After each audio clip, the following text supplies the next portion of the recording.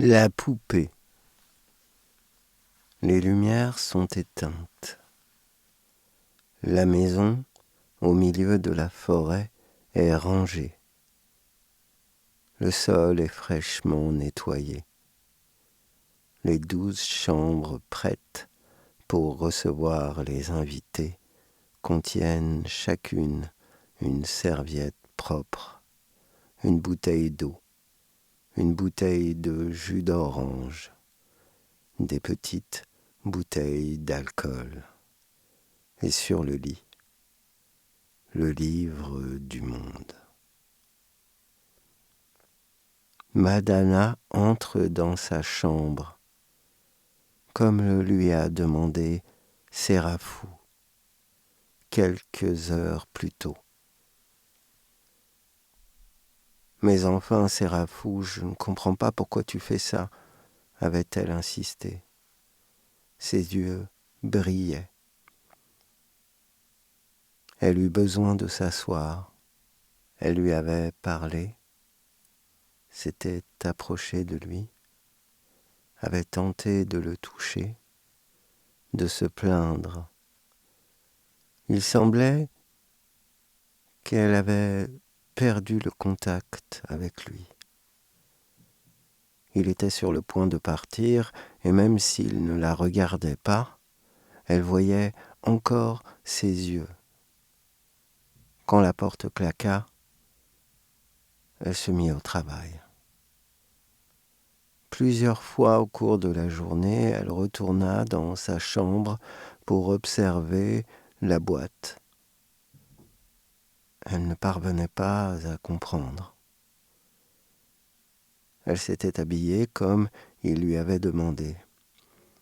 Elle était étonnée que les heures passent si rapidement.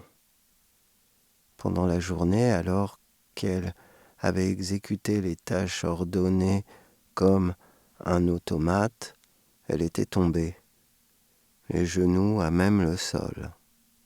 Elle avait mordu dans une serviette. Elle avait étouffé son cri comme quelqu'un qui craint d'être vu, entendu. Son cœur avait battu si fort qu'elle en avait mal à la tête. Durant leur mariage, elle n'avait pas eu à se plaindre de son mari. Il était attentionné, ambitieux et plutôt bon au lit.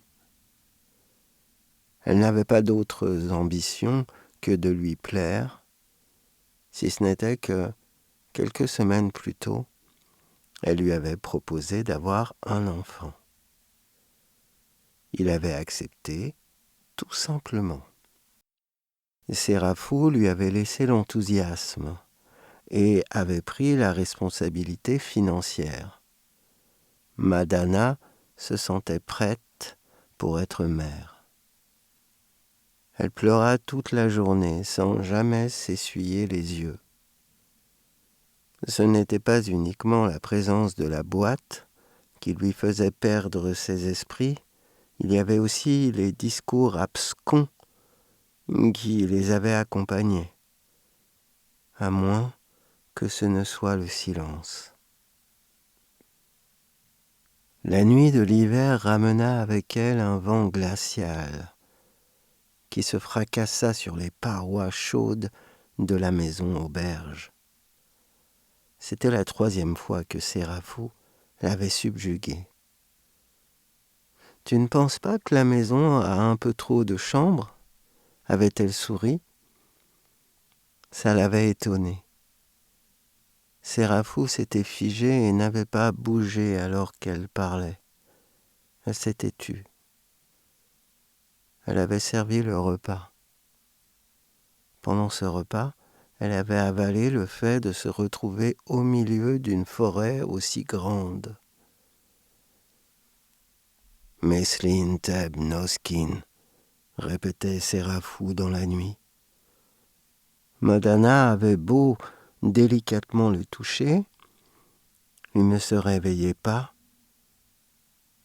tout en gardant les yeux ouverts. Une fois, elle s'était levée pour se mettre de l'eau sur le visage. Elle s'était dévisagée dans le miroir et avait vu un visage concentré qui la fixait, un visage presque figé. C'était bien elle, mais sans l'étrangeté, le questionnement qu'elle ressentait. Malgré son malaise intérieur, elle n'attrapa pas son téléphone, ne se confia pas à sa mère, son père, ses frères, mais trembla, serra les dents et se mit à agir avec un total détachement. La porte de la maison s'ouvrit. Elle se trouvait là où son mari lui avait demandé d'être. Elle referma la boîte sur elle-même. La frayeur, qui était pourtant là, avait quitté ses traits physiques pour se nicher tout au fond d'elle, dans un endroit dont elle n'avait pas la clé. Elle entendit les hommes marcher dans le couloir. Ils riaient. Elle ne bougea pas. « Tu ne bougeras pas, s'il te plaît, ma chérie », lui avait expressément expliqué Sérafou. Ils étaient dans la chambre. Ils étaient tout autour de la boîte. Madana avait attaché ses cheveux avec le ruban que lui avait acheté Sérafou. Elle avait enfilé le chemisier, la jupe écossaise, les chaussettes blanches et les chaussures noires brillantes. Elle respirait calmement à l'intérieur de la boîte en carton et plastique dans laquelle elle était présentée à ces messieurs. Quand Sérafou lui avait parlé de ça, elle avait spontanément répliqué « Mais enfin, Sérafou, je ne suis pas une poupée !»